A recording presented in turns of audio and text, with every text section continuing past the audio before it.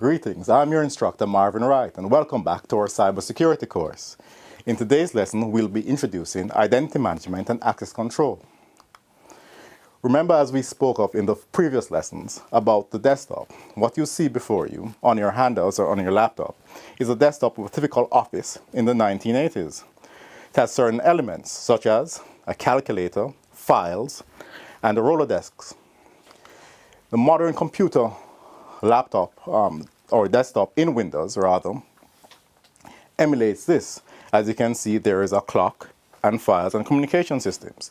So we can see many real-world, let's call them constructs, are simulated or emulated inside a computer system. Right? Now, let us define access control.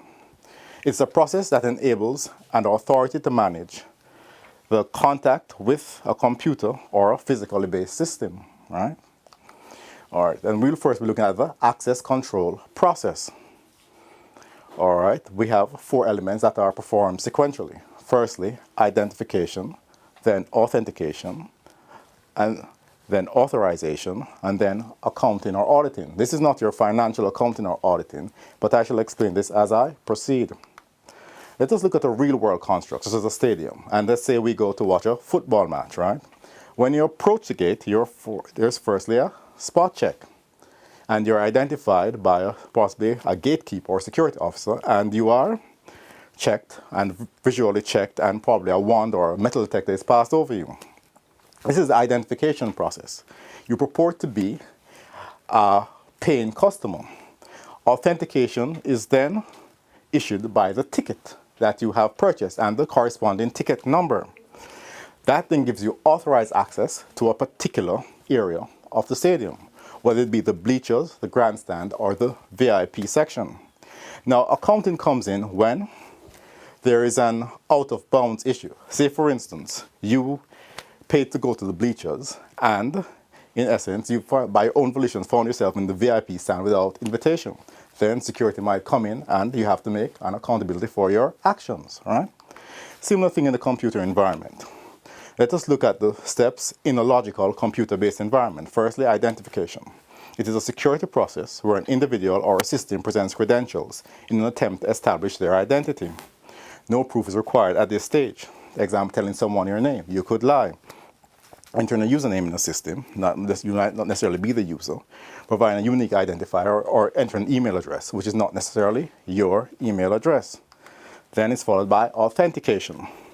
It is a security process where credentials are challenged in an attempt to verify the validity of the identity. Example of this is a password, a passphrase, or a personal identification number. Then, now, let me put it this way. So what we have seen so far in the process is that you get authorized access when your identification and corresponding authentication match. That gives you authorized access, right? And we continue with authorization, all right? This is the third stage in the process. It determines the allowable scope of activity by the authorized user. Policies ensuring authorized rights are exercised, and policy enforcement is strict, and the user rights are determined, right? And then there's accounting in the computer logical system, which is your log analysis. Enables auditing and examination of information anomalies. Logs are stored for later references and comparison during investigations. Right, now let me break it down simply, right, and use examples. So identification is like using a username. Authentication is like using a password, right? Then authorization, you're given a particular privilege level, whether a basic user, a power user, or an administrator, or some variant in between. And then accounting takes place with your system logs. I see we have a question. Yes, Orain. What is the question? All right, so I hear you mention about the authorization and all that, but what makes a good password? That's a very good question, Orain. Let me look at it. A good password consists of several elements, both on the user side and also on the system administrator side. Firstly, on the user side, you must not use dictionary words. That's a dictionary word from any language, or it can easily be brute force attacked, or by the use of rainbow tables. You must use a combination of uppercase, capital, and lowercase common letters in your password. Also, you should include special characters such as the ampersand, the hash, etc., and also include numbers. The password must be at least 8 characters long, preferably longer. Also, on the administrator side, the administrator must enforce certain policies. And the system must enforce certain policies, such as a password must expire after a certain number of time, whether it be 1 month, 2 months, 6 months, as the organization needs. Also, a reuse policy must be enforced. That is to say, if once the password is expired, you cannot use that same password or a variant of that password. That would be nonsensical. The administrator must also implement a delay system in case a password or a batch of passwords are entered incorrectly. So to say, 5 incorrect responses have been entered, a delay of 30 minutes is given, a next batch of incorrect responses, then the time is extended to 1 hour, and so on and so forth. Do you understand? Yes, very good. I shall continue. Now we're going to look at authentication factors. These are not necessarily sequential. The first one is something you know. Second, something you have. The third, something you are, something you do, and also somewhere you are. These are used in authentication, right?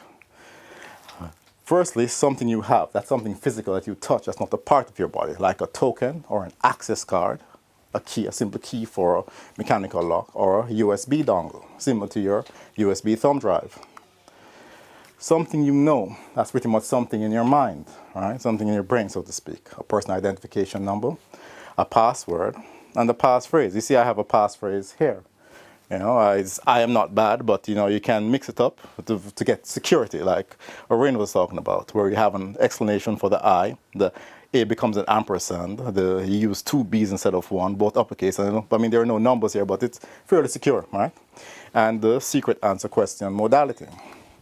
Also, there is something you are. That's what you call biometrics, or pretty much a part of your body.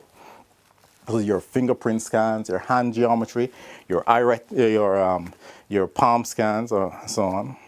Also, there is an eye retina scan and the iris scan, both parts of your eye. And there is also facial recognition and voice print. Voice print being the least secure, as it is susceptible to the replay attack, where you could simply record someone's voice and then play it back at a later point in time. Right? There's something you do. That's just the way you sign your name, right?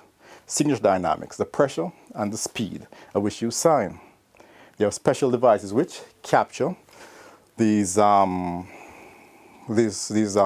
real-world elements, right? Also keyboard dynamics, your flight and dwell time, how long you stay on a key and the time it takes for you to move to another key. The way you walk and also your general body motion. These are all authentication factors. And lastly, there is somewhere you are. GPS global positioning system, such as that you have in your Pokemon Go games, and also your Internet Protocol version 4 address structure, all right? Tell you your geographical location. There are also motion sensors and security cameras, like we have here, if you gain access based on your present location. Now, let's look at these are all single factor authentication, all right? So therefore, only one level of authentication is performed. Usually implemented as a username password construct. Username password is stored on an authentication server. User logs on to a system, entering a username password that is encrypted and sent to the authorized server. The authentication server allows or denies access based on whether submitted values match the stored values, right? Now, multi-factor authentication. 2 or more access methods are used in the authentication process. Multi-factor systems can utilize 2, 3, or more authentication factors based on the level of security required. This is used in the banking industry, law enforcement, and military. Now, I'll give you simplified examples of authentication factors. Something you know, something you might. Examples like a password, a PIN, or a passphrase, right? Something you have, a token, an access card, or a key. Something you are, a part of your body, biometric, your eye scan, your hand scan, your face, something you do, the way you type or sign or walk or whatever, and somewhere you are, your GPS or your Internet Protocol address. I see we have another question. Yes, sir. Yeah. Yes, sir. I noticed that you touched multi-factor authentication. Yes, ma'am. And I was just wondering, when I log into my bank's website, I use a password and I also answer question. Is this multi-factor authentication? That's a very good question. Many people get this confused. And I would have to say, unfortunately, no, because they're both in the same category of something you know. Even though they're two factors, they are multiple single factor. For it to be multi-factor, it has to be across the, it has to be in a different row, so to speak, as shown here. So for instance, I remember I set up a system for a supermarket, an authentication system where a person used their fingerprint in combination with a PIN, because the fingerprint being a part of their body or something they are, in combination with something they know, that allows, that in essence allows two different factors to be used. Two factors from different categories. That is multiple factor as opposed to multiple single factor. Do we all understand that? Yes, very well. Now I shall continue. Now we'll look at access control models. First we have the mandatory access control, discretionary access control, rule-based access control, and role-based access control. Right? I should look at them one at a time. Mandatory access control set by administrators, right? Users have no discretion or control. It's often label-based. So labels used are read, write, execute, delete, right? Security labels are strongly enforced. We next have, we continue with mandatory access control, right? All resources, access is granted by the administrator, not by the user. Users have no say. User cannot share resources unless given the ability by the administrator, right? It is inflexible but considered a very secure model. Secondly, we have discretionary access control. Users can grant permissions to other users, usually based upon access control lists or ACLs. These lists control entities at the owner's, and it's at the owner's discretion, right? All right, so it's very popular in the Unix and Linux operating system environments, and the permissions are based on three elements: the owner, the group, and others. More on discretionary access control. Control access is based on identification and group membership of the subject. The owner can assign access.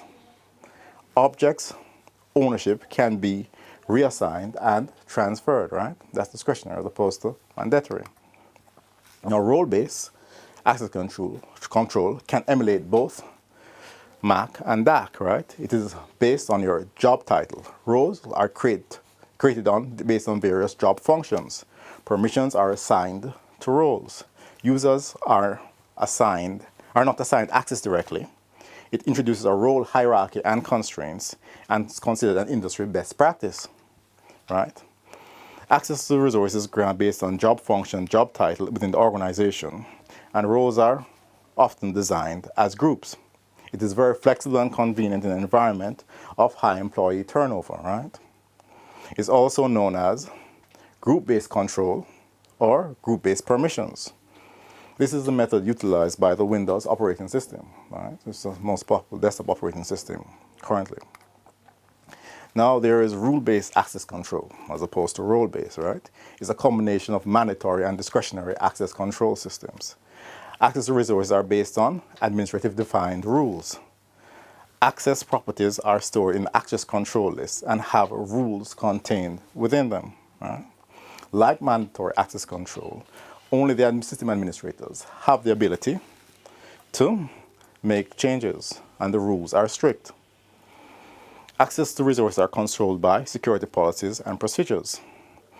You have an exclusion list, which denies access to all those on the list, and an inclusion list, which allows those on that list to be included in a particular activity.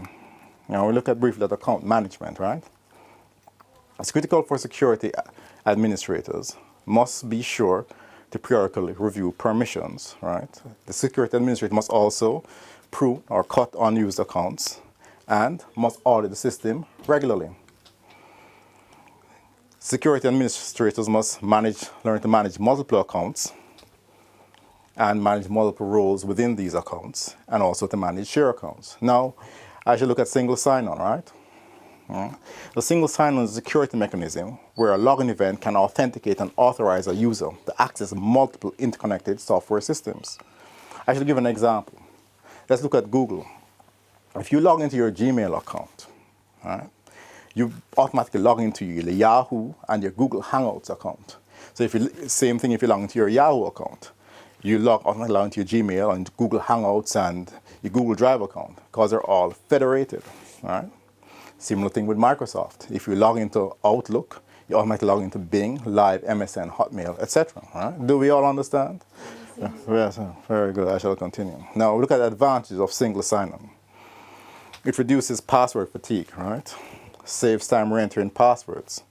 It simplifies the password management process and allows one-time authenticator followed by repeated access to multiple resources. Extremely convenient for the user, right? It has to have a strong authentication mechanism and it has centralized access control, right? It mitigates risks, access for third-party websites. I mean, you guys, this is like sometimes you go to a site and ask to log in with your Facebook credentials. So you don't have to use your real credentials there. You can log in with Facebook and the link is right there. So you don't have to log into that site. So it keeps it secure between you and the Facebook site, right? Reduce time spent re-entering passwords.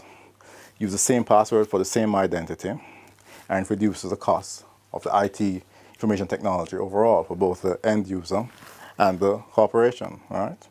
There's a disadvantage of single sign-on. That is if a hacker or cracker gets access to your password, he gets access to all your systems, right? All right. Everyone understands? Very, very good. I shall continue. Now we look at the various types of single sign-on. There are 5 types we will examine. Password synchronization. The legacy single sign-on system, also known as employer enterprise single sign-on, web access management, cross-domain realm single sign-on, and federated single sign-on, right?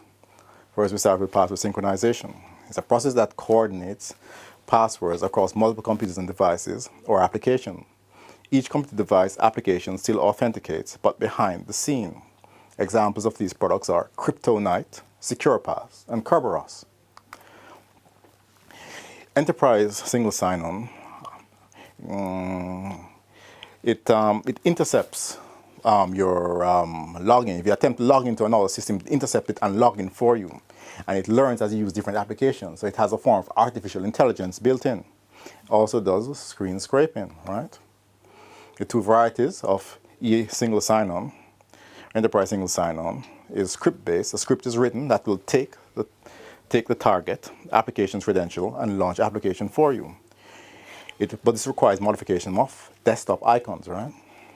Application wizard-based single sign-on runs a service on the client that continually monitors the workstation for a login dialog boxes. Event-based, it's cheaper and easier to deploy, right? What to look for in an enterprise single sign-on product, right? It's very cost efficient, usability, functionality, and it enforces password policy. Backup and disaster recovery are normally a form of this, including this product, and maintenance and support are easily done. Right? Examples of these are Citrix Password Manager, PassLogis, Novell, Secure Login, and Microsoft Windows Server. Right? Now, the basic web single sign-on is a browser-based application.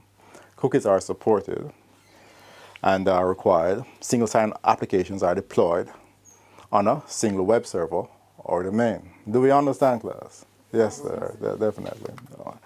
Then cross-domain single sign-on, multiple realms that manage user credentials. Right? A user authentication in one realm signs on to application using a realm typically, which is in the same enterprise, such as Novell Secure Login. Right? Multiple identities and password policies are stored in the electronic directory in an encrypted format, so they cannot easily be read. A Novell client is installed on each workstation. Users can access applications from any workstation, optimally cache credentials on a workstation, transparent password expirations and resets. And there is federated single sign-on. It extends a single sign-on enterprise. This is Liberty Alliance, Oasis, IBM, Microsoft all use this type of single sign-on mechanism. The advantage is it establishes trusted partnerships, new revenue opportunities, new, efficient, and production business models. Although it is hard to implement, right, it's a very powerful SSO tool. And this concludes my presentation. You can have a break. All right. Thank you, sir. Yes, ma'am. Thank you. Yeah, very. I've learned so much today. Yes, sir. Definitely.